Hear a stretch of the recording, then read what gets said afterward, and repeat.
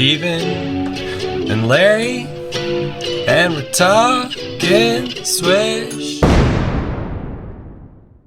Welcome everyone back for another edition of Talking Swish. Larry here, along with me is Steven and Dewey as always. Today we have a special guest. For those that are big fans of that popular CGU TCG Fest playmat, which was circulating social media for a number of weeks, we have the artist behind the iconic playmat today. Today's Brett also goes by to everyone that knows him as FunTimeNerds. My friend, how are you doing today? I'm doing good, brother. How are you, man? Not too bad. Just make sure we can do proper introductions. Dewey and Steven are the partners for this podcast. We're a nice little trio over here. Two of the three of us, me and Steven in particular, were the ones that attended CGU Fest, and we first got to see the playmat. And Dewey got to see it as we came back. It was showcasing it or whatnot to people.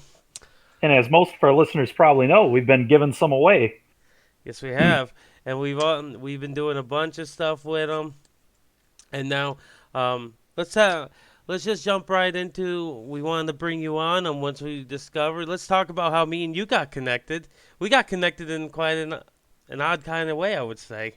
We got connected because a couple people from my little group of followers. I don't really like calling them followers because it's honestly for me it's more of a community. Mm-hmm. But a couple people from my community jumped on your guys' thing when you guys posted the playmat, and they were like, "Yo, where's the credit to the artist?"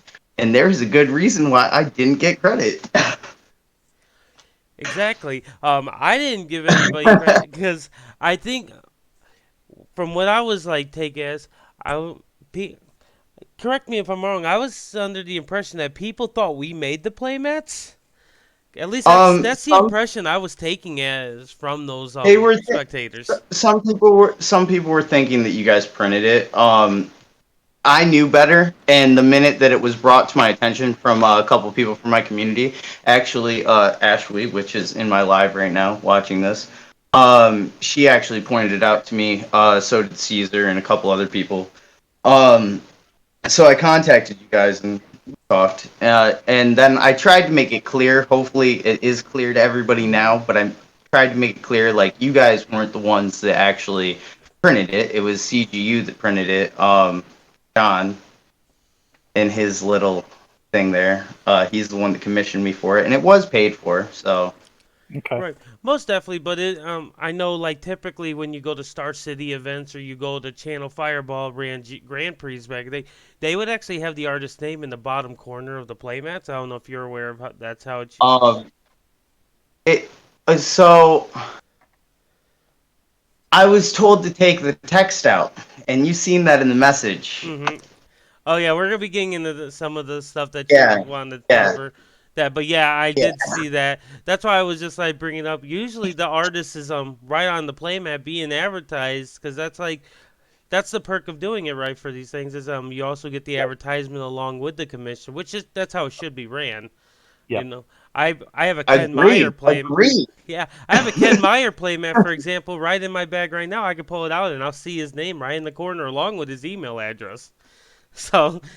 It's kind of weird that your name wasn't on there, but I am actually very grateful that when your followers or your community, as you like to call it, said something because I've actually been wanting to get linked up with you to bring you onto an episode because your art on that playmat. That playmat is probably the most popular playmat in the most recent memory I could ever think of. I don't think there's a Grand Prix playmat more people are hyped on. It's iconic. It got so much hype because the artwork really isn't that great, and it's because like you seen the messages. It was a rush job, and I even warned the guy ahead of time, like it's probably not a good idea to do all this that you want. I warned him twice, and then after that, and he just kept ignoring me. I was like, you know what? I'm gonna run it. Fair enough. Fair. And we'll be able to get more into that. I do want to get a little more background on you. Highlight you a little more before we quote unquote debunk some of the rumors from our couple interviews ago, or mistruth as we like to call it. But let's talk Okay. about. And it, Go ahead. What was that? I was just gonna say, and it's not even to make anybody look bad. It's just like now I have to defend my honor. Like, No, and you should, right? I think we all should defend our honor if something's not correct to us. Like to hear your side thing, because there's always two stories to one result. But before mhm. we get into all that juicy stuff, let's talk a little bit about you. How long have you been doing like art of this? Like art in Art. general. Yeah, like when did that become like your Well, passion? so I've been doing. I mean, this is gonna sound super cliche Hmm. because almost every artist says this, but I've legit been doing art since I was like 6 years old, dude. And I went to two different schools for it. I went to and not only did I do that, I actually completed every single art elective in my high school. Nice. Um, yeah, so that was an accomplishment because there was only like 5 people in the entire time that my school has ever existed. Schools existed for like 50 years that have ever completed art elective, so that was kind of cool. That's pretty awesome. I had to stay an extra year for that though, where most kids are trying to get out of school early. I Sure. was just trying to stay longer because I realized education costs money after school.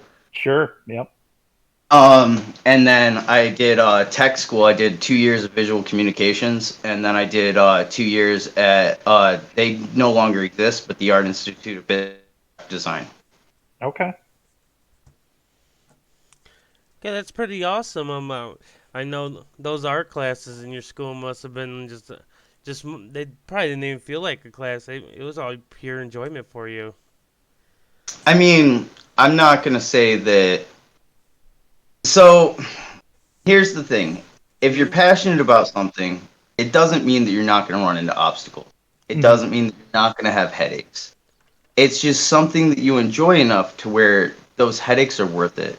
Yep. Like, like you want that to be where your actual career is, and that's what I'm trying for. But my thing is, and I could have went the route of going like a commercial route and stuff, and just working for a big corporation and stuff, and I could already be doing it that way. But that's not really the image that I see in my head as a kid, and I don't want that. Fair. I Yeah, want to it'll do drain this. a lot of the fun you And, have with it and the enjoyment you have from it, right? hmm? It'll drain what you enjoy from it when you Oh enter that yeah, kind of so. yeah, man. Even college did that Hmm. because college kind of had that setup. Like Yep. after college, I'm not gonna lie, like I didn't touch art for like 3, 4 years afterwards. Oh yeah. Yeah, no, most definitely. Um, so you did throughout school and stuff. So was the CGU Playmat the first like magic related play commission that you've done? Not the first magic commission that I've done. It was the first playmat that I've done though. Okay. Okay. Tell us a little bit about the other magic pieces that you've done. I've done proxies. I've done tokens. Oh, very cool. This one person, her name's Sage. She commissioned me to do 5 paintings of her rats, and then I did a digital piece of I forget the character's name, but it was like one of her favorite like elf characters. And so what I did is I did a booster pack of the cards. I had them commercially printed because I use the Game Crafter for commercial card printing Okay. because they print on demand, so it's easy.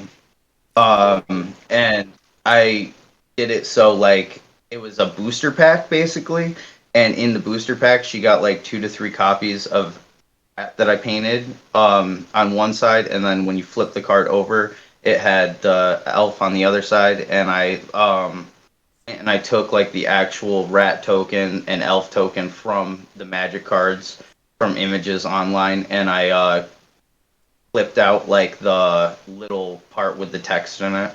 I like those, and then I kind of like photoshopped the little that like tells you what set it's from, and I Hmm. put my logo there. Kind of cool. It's awesome, man. Yeah. Yeah, that's sweet. I know. I would say that tokens have to be like one of the big draws, at least for myself. When I go to like Grand Prix stuff, I would like buy tokens from like arcade poles. I think I bought a couple from like Ken Meyer. I even got like some Bernie Sander elemental tokens still laying on my desk over here, ready for my next Legacy event. Just tokens are Hell yeah. always a big draw to me because it's something that everyone uses, and it's always nice to get outside the box from those like typical generic tokens they give you just out of the like most recent sets. Mm-hmm. Hell yeah. I've also done like art alters, like painting the cards and stuff like that. Like I've hand painted cards before. Those are a little bit more pricey, but like a lot of them that I did were actually forgiven. No, that's awesome. Have you gone to any like Magic events or maybe not? I don't know about anything Um, like major, but maybe any like so local events and did commission so some of your stuff to people. so here's the thing. What got me back into this um whole card game scene, the whole TCG scene, was actually the fact of me making my own trading card game. I tried to do a clothing line before this. It was doing my thing, entertainment and design, and I realized that I didn't understand that market enough. Um, so it didn't do really well. And I tried to involve other artists and stuff, and like it's great to involve other people, but sometimes better to go the road yourself. Um, so I just kind of like that wasn't doing well after like a year of trying that. So I was like, you know what, I'm not gonna do this, and then I kind of like took a probably like 6 month hiatus, and I was just sitting at my friend's house one day and video game, and like he wanted it was just a one person video game. I forget what it was. Like, and he was just trying to like pass the controller back and forth and stuff. Like sat and talk shit and stuff, and I kept taking notes in my phone. He was like, "What are you?" And I just kind of have this idea for a game like based off of what we're playing. I don't even remember what the game was. And he started looking at them and he was like, you know what? Let's not do this and let's start making this game. I was like, okay, word. And we ended up spending probably close to 6 months working on it. I was at his house almost every single day. Like, because I wasn't working a regular job at the time. I was just doing art and to live. I actually live with this older man, and I just kind of help like take care of him a little bit. But he doesn't have at home care for like his Medicaid doesn't cover at home care. So in exchange, we Okay, that sounds pretty cool. So you guys spent some time creating a game, and this was a TCG game, correct? I want to make sure I understood it correctly. yeah, it's actually in pre-release mode right now. I'm getting to the point to where I can actually have it fully released. Just like probably like a week and a half ago, got stuff from the game crafter, like Mm-hmm. all the stuff I sold 15. But now it's just gonna be filing the patent and stuff and getting. Uh, but yeah, that's what got me back into this scene, and I delved kind of hard into Magic. I'm not gonna lie. Like I've definitely spent well over like $2,000 on Magic cards. Like, Jesus, that's a lot. So your game is getting close. Is in the pre-release. Are you planning on doing what a lot? I know a lot of games. I've seen use like Kickstarter. Is that something that you were thinking about getting into? I was thinking about doing that, but problem that I noticed because I did a little research before I actually did it. That was originally my thought, and everybody was saying to do that. But when I looked into it, a lot of the games weren't doing well. Even games that had like way higher production costs and stuff than I did, and they weren't doing that well on there. And I think that it's partially because of COVID.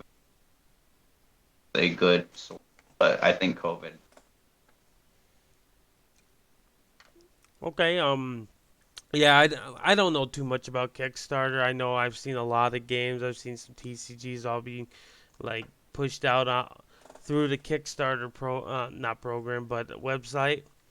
Um, Yeah, Again, I've never like have put any money in any games on Kickstarter. I've never used Kickstarter for myself, so I'm not too yeah, familiar what's It's behind a it. pretty powerful tool. I've kickstarted a few games yeah, myself and yeah. definitely No, donated it is. towards some strong platforms. So It is. It is. Mhm. A lot of this is actually out of my own pocket.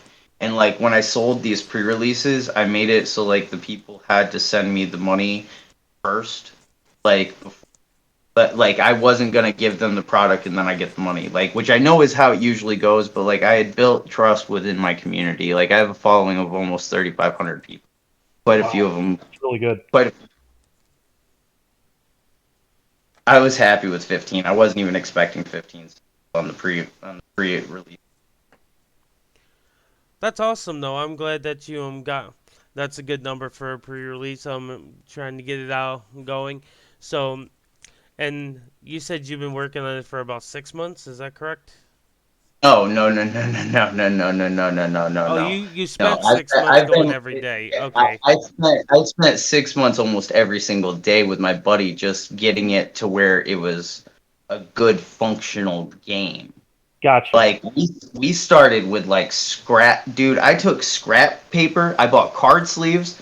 I took regular cards, like poker cards, put them in card sleeves. I took scrap paper and we wrote on scrap paper and we slid them in the sleeves and we played like that until we got a functional game that we started liking. And then we did like little sketches and stuff in books, and we started like making like a black and white version that was just line work and text.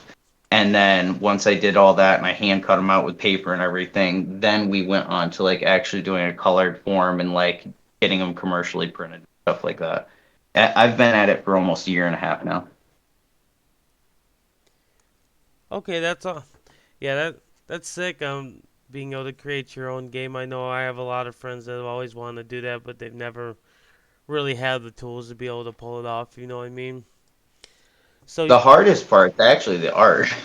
yeah, the art probably would be. I know I just started playing on Flesh and Blood, and some of the art on there is next level, which I'm like, okay. I'm Oh, like, dude, the amount of money that these companies, like, I couldn't even take the time for me to do it, so there is enough TCG, because it's not just like a game that you buy and like that's it. Like I want to do a whole on TCG, and I'm doing it mainly by myself. So I have to try and balance it and like find a mid ground. So like I'm not gonna say like the art's the best in the world that I'm doing for it, but it's sure as hell a lot better than that playmat.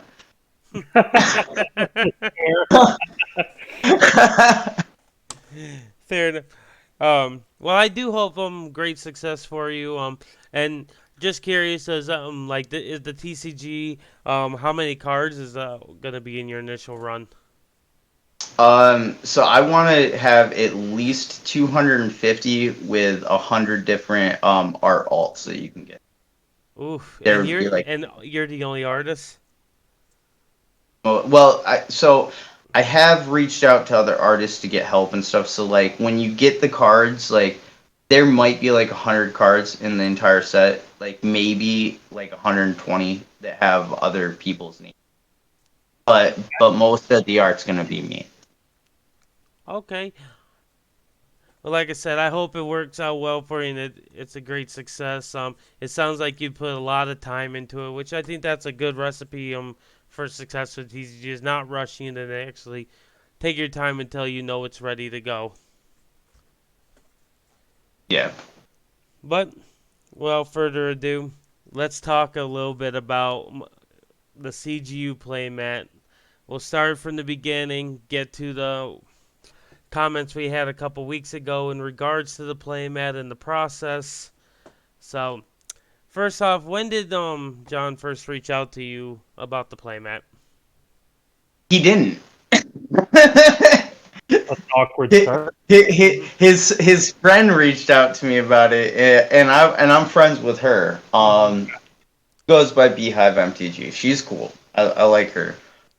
She's gotten me a couple little things here and there, and like she even took me out there at one time because she wanted me to like meet him in person and stuff. Like there was supposed to be a connection there ahead of time. Kind of, I don't know how that would have panned out. I'm just gonna kind of take it on. Things happen the way that they should have happened. But yeah, no, she's cool.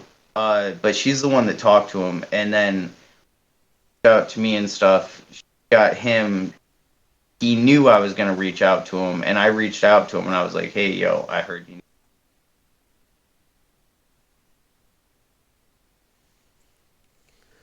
All right, so you guys got in connection them through your third party source. So you and John are talking at this point.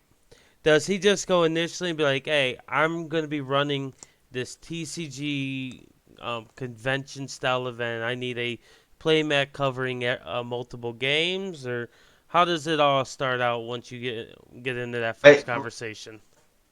Well, you got the messages, man. Like, I sent you the screenshots. I got the receipts. I've got proof behind what I say. Yes, I got but, I got them, but for the listeners. But no. I know. I'm just making that clear for the listeners. There's receipts. Yes, there is receipts. Can honestly say I read through every screenshot you sent me, and But yeah, no, he contacted me. He told me there was going to be an event, and he said he needed it by the next morning. Oh Lord! And I said, "There's no way in hell." And the next morning? oh What? yeah, dude. Oh yeah. Needed it the next day. So we talked though, and he was able to. I don't know who he talked to that was above him, because by the way he made it sound in the podcast, he was the guy. But you read the messages, I'm sure, and he made it sound like he reached out to somebody else. Like there was somebody else in charge. So, and he then got me an extension, he said, until the day after. Good Lord. Yeah. And I told him if we were gonna do that, I'm used to that, man. But this is the thing. I worked a regular job at the time. That just quit, by the way. So I'm sorry to make you wait until Tuesday. Thank you for waiting. But no, I was working a regular job, and I worked 2 doubles. On top of what he wanted. And where I worked was 45 minutes away from me. So it's damn near an impossible job. And I basically told him, like, hey, look it, man. Like, maybe we do 1 figure, or we do, like, just your logo. Like, I can do up a logo for you. And he was like, I already have a logo. And I was like, all right, cool. So let's just do, like, 1 figure. And he wasn't having it. He was like, no, I want 5 figures. I want them all playing poker at the table. Like, that's why it came out the way that it did. Wow. So Yeah. he gave you plenty of time by the next morning to make this very detailed playmat. Yep, an extremely detailed playmat. Wasn't gonna have it any other way. I mean, it's not like we argued about it. Like you seen in the messages. I just kind of advised him, and I did it twice in a row. Didn't listen to me, and he was like, "No, I want the 5 people playing poker." And I was like, "Okay, man, I'll do it. I'll do what you want." Like, like, I got you, my friend, but just know it's probably not gonna be great. But like, could you imagine if like somebody was doing your roof, for instance? And, like, they were like, yeah, you can pick out the shingles. And they were like, no, I don't want to pick out the shingles. I want you to put 4 layers of shingles, and I want it done by tomorrow. Like, I'm in property management, and, like, when I have to do something like that, that's super absurd, I either know that I have to pay an infinite amount of money to make something happen, because I've had to do that before, I know, hey, this is not going to happen, and it's not going to be it's going to be like 1/20th, 1/100th of the quality I'm looking for when I need it the next day. Bro, I basically let him know that it wasn't going to be great quality. So if we were gonna do it his way, I let him know it wasn't going to be great quality. He still pushed for his way. He didn't want to listen to me. I said, fuck it, give me $500 right now. And he did. So I was like, all right, we're doing it. Wild. All right, so he gave you the 1 day. So let's talk a little bit about each, like the details he wanted on the art. So he said he wanted the poker table with these 5 characters. Were the characters that we see on the playmat now? Were those all the characters he wanted, or did he change them out at all? Well, there was one character that he changed out. I forget what it is without actually looking at it, and I don't have it in front of me right now, man. I'm sorry. No, you're good. You're good. But there was But a switch out of but characters. yeah, it was the characters he wanted. Like I gave him what he wanted. It just wasn't at the quality, but it wasn't at the quality because it had to be done fast. Like for me to properly do that, because I know how to properly do it and like make it look amazing. Like what a lot of people don't realize, like those playmats and how detailed they are. If they're hand painted, like things that they are putting on the art, genuinely speaking, it's twice the size of what the playmat is. So it's like if you were to stand away from a painting. A painting always looks better from afar. So you always want to go bigger and then shrink down. But because he wanted so much stuff, I had to do it ass backwards. And I went little and expanded. Sure.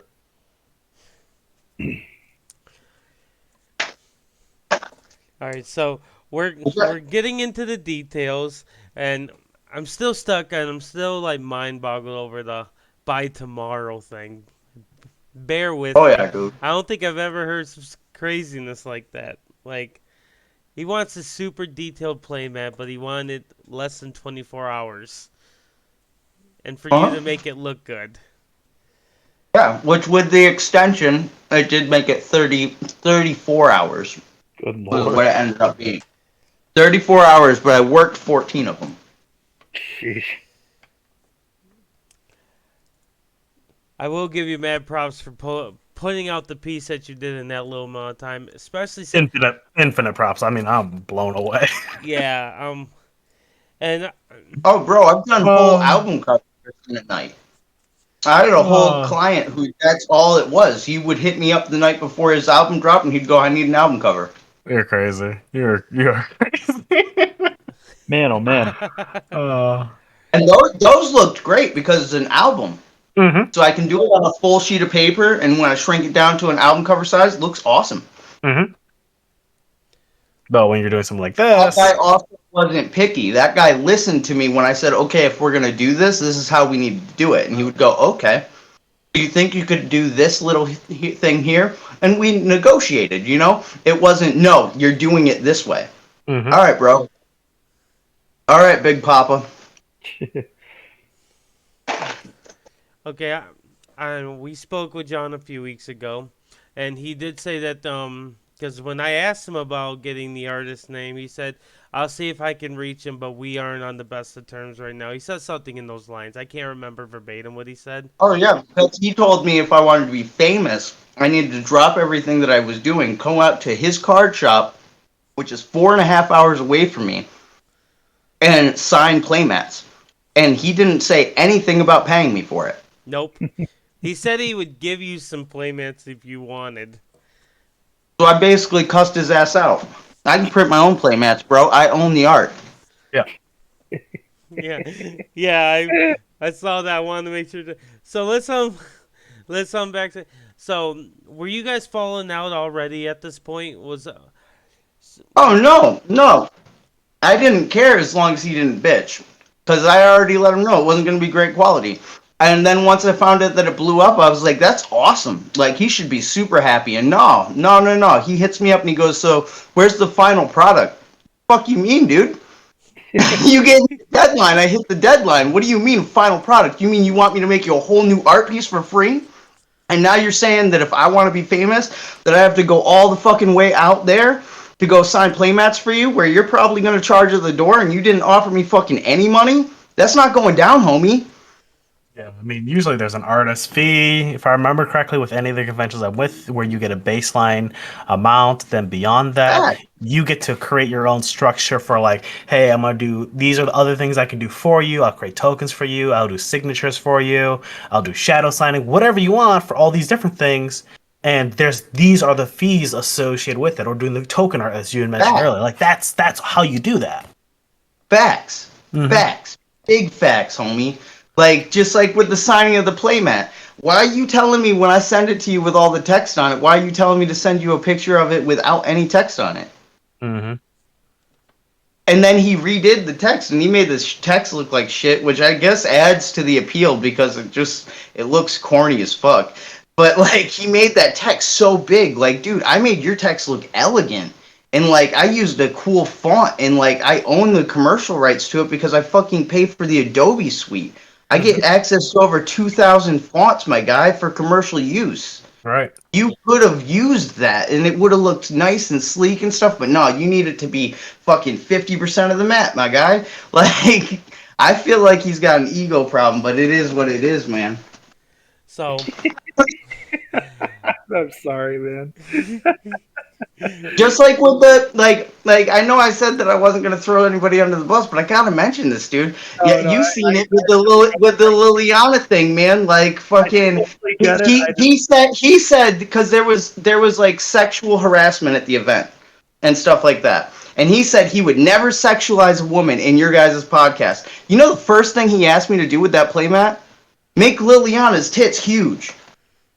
But yeah, he doesn't sexualize women. I can verify that was actually in the screenshots, which I will show you guys later. I'm sorry, like, so John a few weeks ago when we had him on the podcast, when we were asking him the story behind the playmat, he said that was a sketch that they sent, or a little quick draft that they sent over to the playmat, and something got messed up, and they ended up printing that as the final work. Right. So, Bullshit, dude. Yeah. He's blowing smoke. So obviously, from what you're saying, from what I've read already, none of that is incorrect. That is the final playmat. And what would your opinion on why he is like, as you were saying, blowing smoke about that wasn't the final product? Because he's trying to protect his own image. And he didn't mind throwing somebody else underneath the bus to do so. And I think that's why he didn't give my name to you guys, because he didn't want me calling him out. Yeah. Very possible. Yeah. That is a legit reason not to want to give somebody's name if they're going to like insult your image. And which is so funny to me because I personally I don't have any vendetta against anybody. But to be bluntly honest, his image already wasn't very good with the poor promoting and the poor promotions in general for his event. Right. The whole reason we had him on here was to try and build his image up, because that was kind of the event obviously could have gone better, and we were trying to we heard rumor that there may be another one in the future, which he talked about on the podcast when he was on. Obviously, right. We were trying to kind of build him up and do what we can to give him a better image amongst the community as a whole, but especially obviously our listeners and followers. So. No, and I can respect that. It's just I personally don't like the fact that he went about things the way that he did. I can't stand people who lie. Yep. And I really can't stand people who are willing to discredit somebody else's image to protect their own. Yep. Like, if you fuck up, own that shit, bro. Yeah. Like, he could have just simply laughed about it and been like, yeah, I'm just glad it took off, man. Like, I fucked up. I hit the guy up late. Like, it was a rush job. I got what I got. Like, and that would have been cool. That would have been cool. But no, you have to lie, homie. Like, that's not cool. And, like, the fact that you took crediting me out of it, too, that's not cool either, my guy. Yep, definitely, man. Yeah, there was a couple of things that sound weird about the situation, because if, like, your name not being on the playmat, that's like a learned one.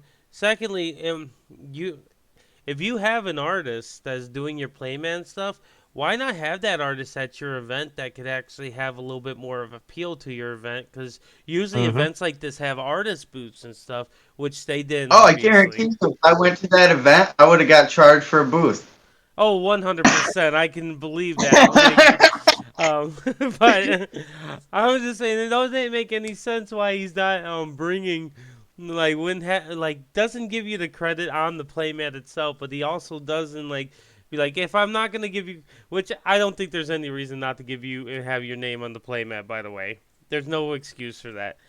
But No. Not be like, I'm not gonna put your name on the playmat, but I'll let you have a free vendor spot at the event or something. Like, he just said no to you, and like you're getting no credit, you're getting no recognition. If people ask, I'm gonna be like, we have fallen out. I don't have any connection with him right now. No. That whole part of the conversation was after the event, man. That's after it blew up. Like, so he basically said, I'm not going to give you any credit whatsoever. And then at the tail end said, oh, and I need you to redo the entire project for free. And I want you to come out here for free and sign these playmats for me so I can get more people out to my shop because I'm making you famous.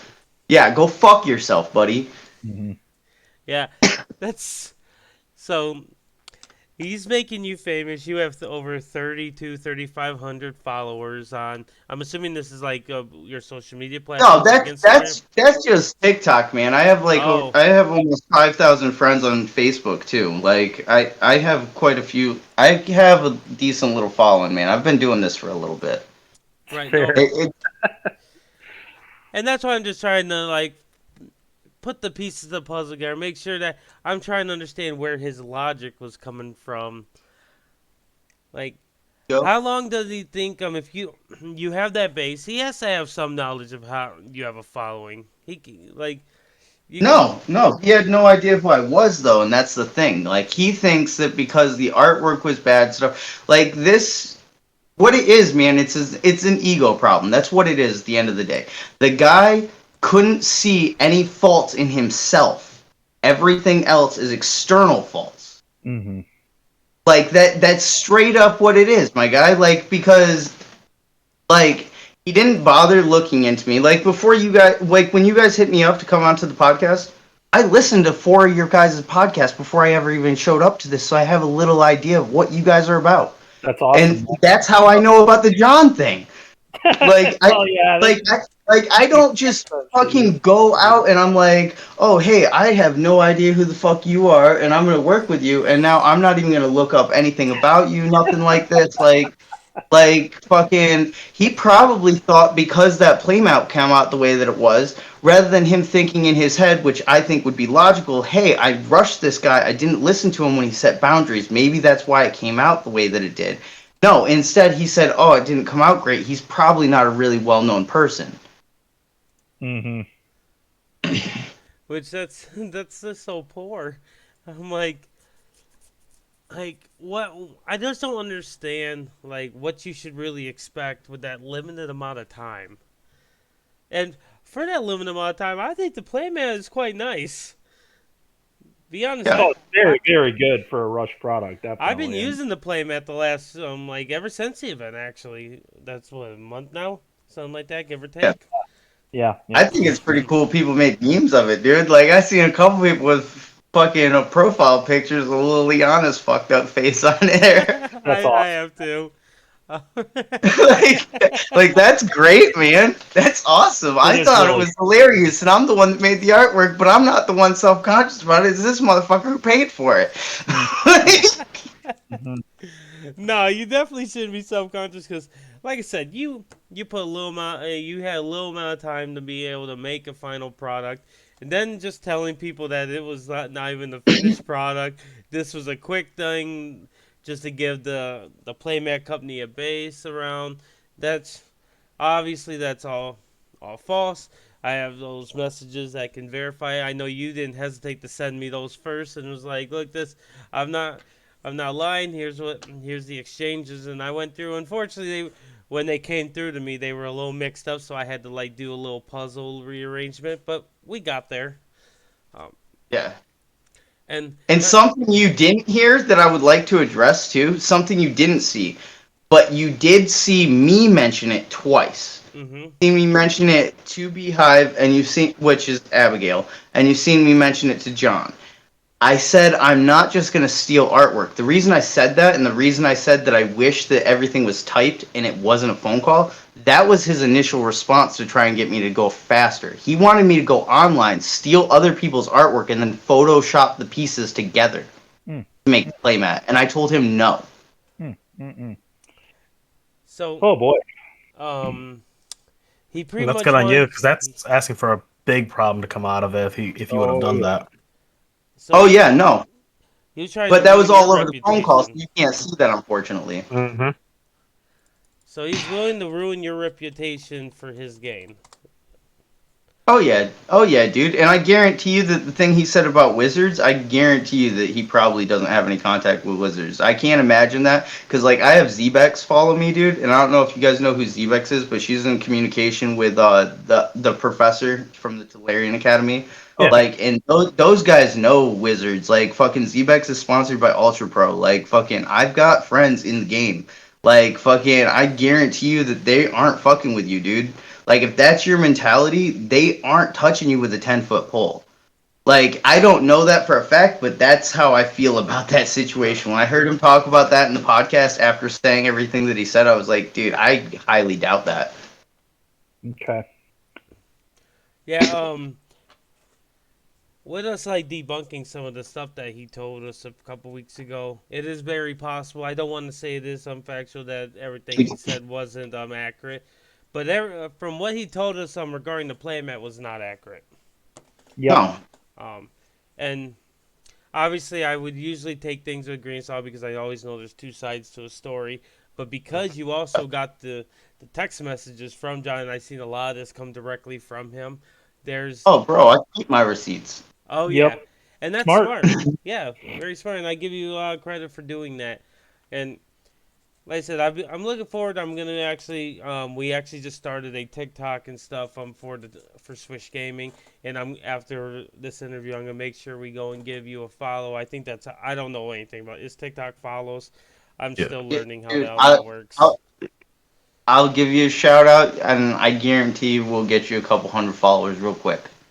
Yeah, that's awesome, dude. Yep. We really appreciate that. Step one's going to be learning how to use it, but I'll get there. Bro, like I said, for me, it's not about followers. It's not like I hate the word followers. It's community. Yeah. Like it's really about a community, dude, and like that's what we've built on TikTok. Like we all support each other, man. Like I'm not gonna lie, like I've gone through some hard times in my life, and like these motherfuckers reach out to me.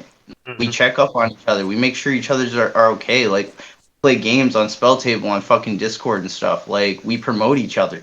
That's good. Like that's I do just how appreciate it is. that. About the love. Yeah, I appreciate that about the TikTok community. You can see that when people aren't posting as often, the community does come around. They're asking about them, like, hey, do we know anyone that can reach out to this person, figure out what's going on, help them out? Are they, because you can see people post every day on TikTok. So when you see that slow down, you see that the trend stop, or you can see that like something's going on more with them, people pick up on that. Mm-hmm.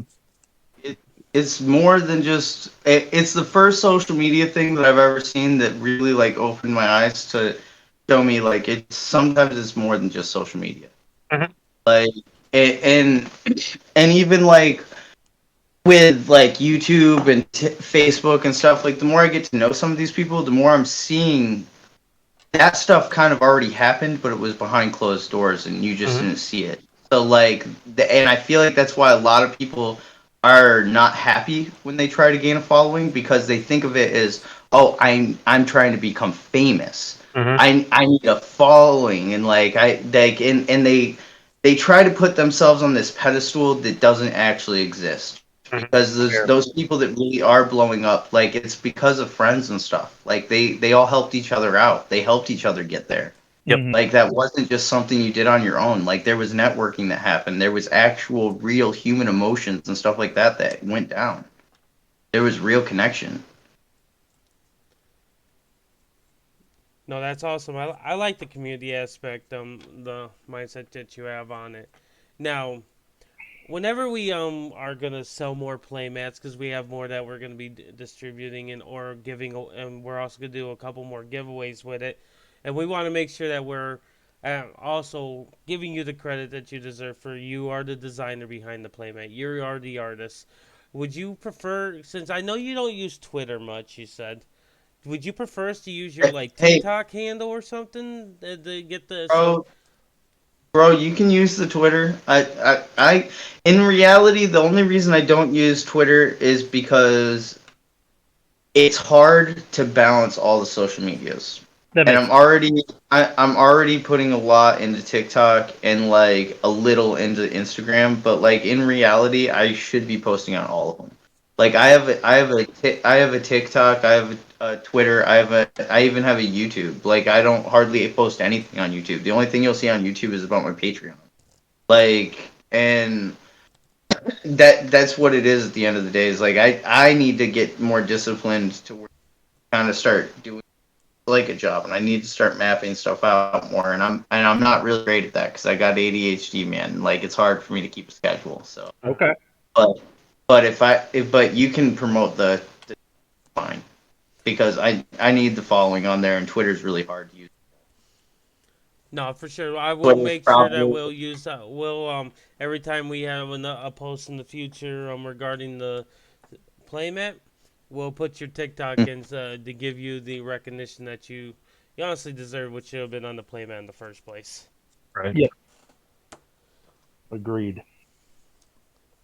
But yeah, whatever you feel. yeah. Like I said, we want to thank you.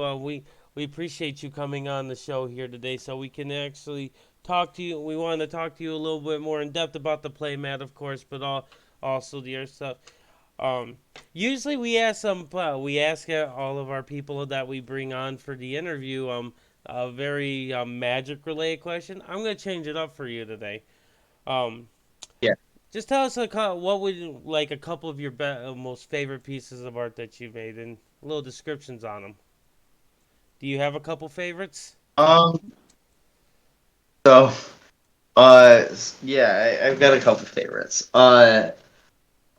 So the game in general, I'll include as one of those that I made because it's probably the largest project I've ever taken on, and definitely definitely could use some work to get up to par with other things on the commercial market. But for just primarily being me, I'm very proud of it. I utilized every single skill that I could have.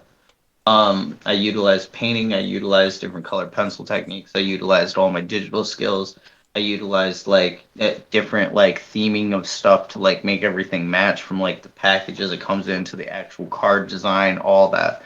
So I'm pretty proud of myself for that. A lot of the things that I create that I'm really proud of are the ones that like I like making people cry in a good way. If I can make you cry happy tears, I know I've done a really good job. And the man that I live with for Christmas, I actually painted his dog and felt like a baby, and it was I love that. Awesome. Yeah, that's what it's about, man. Like that at the end of the day, that's why I do this. Like I want like the whole idea behind the card game, man. Like I'm even writing books for this. I have fucking a book and a half already written, like roughs, like for the lore behind the card game. And like that's all the whole idea behind it, like deeper meaning behind it is to try and get kids into like creative things and like Yeah. thinking different and maybe steer them away from things that I did in my life for money that I'm not too proud of. Sure. Yeah. Because I know I'm like gonna start crying, but I know as like a youth, I never envisioned me doing some of the stuff that life led me down. And my younger self had seen some people that I got involved with, some of the situations that I was in, when he would have been too proud. hmm I want to change that. Yeah, but you're making the right moves, man, and you're moving in the right direction. I agree. I think you're definitely going in a great direction. It Mm-hmm. sounds like you got a great project on your end. You're very dedicated to writing Oh yeah. half a book to give a lore behind the game. That's awesome. I didn't even know Mm-hmm. that was Oh like no, part of the game a design. book and a half, Book not just a half. Oh, you said Mm-hmm. a Yeah, book and a I'm a half? book and a half already so far. a and a half through, which is really, Wow. really Yeah, Wow. dude. Like I said, I've been at this like a year and a half though, and like I have ADHD, so like I can't just like do one thing repetitively all the time. Like my mind Mm-hmm. goes all over the place. Yep. So to break up the monotony, I did like a whole bunch of the stuff for the game until I basically started to get burnt out on it, and then I went and I did like all this stuff and then I went back to the stuff for the game, and then I did a couple commission pieces here and there throughout, and then I started kind of slowly getting burnt out again, so then I went back to a regular job because I needed money for the patent and stuff like that, and I just worked my ass off. And because of the situation that I have going on for rent, I don't have to worry about rent. All I have to worry about is a phone bill right now because I don't even own a car of my own, and I just stashed all the money I could so I could pay for this fucking patent, dude. Cool, dude. Like I said, I respect your dedication. That's number one. Absolutely. Like, I see a lot of people that get into things like this and they just don't have the drive and dedication behind. But obviously, from what you're saying, you have it all. Like you're determined to make it work, and especially doing it while dealing with the ADHD and stuff, being able to like find ways to still accomplish your goals. I respect it highly. Yep, same. But again, we want to thank you so much for coming on. Like I said, all our future posts. I wish Twitter had an edit portion. I'd go and edit all of our playmats up to make sure that your excuse me, TikTok handle is in it. But like I said, we're gonna be when we make a post for when this podcast goes live on Friday, we'll have your TikTok in there so people will know where to be able to join your community. Mm-hmm. No, and I appreciate that. Listen. Hopefully, I can bring you guys a little bit of traffic too. Oh yeah, for sure. We appreciate that. Yep, I'm gonna go on That's the what it's all TikTok about. and we'll send a nice little follow into the community from our TikTok page. Don't mind us. We don't have any videos up yet. I'm still in the process. I actually might be making some when I go to Vegas over the weekend. Who knows? That'd be sweet, man. That'd be a really good time to make some TikToks for Yeah. sure. Don't know how to Hey, do no, it, but we'll figure it out. dude.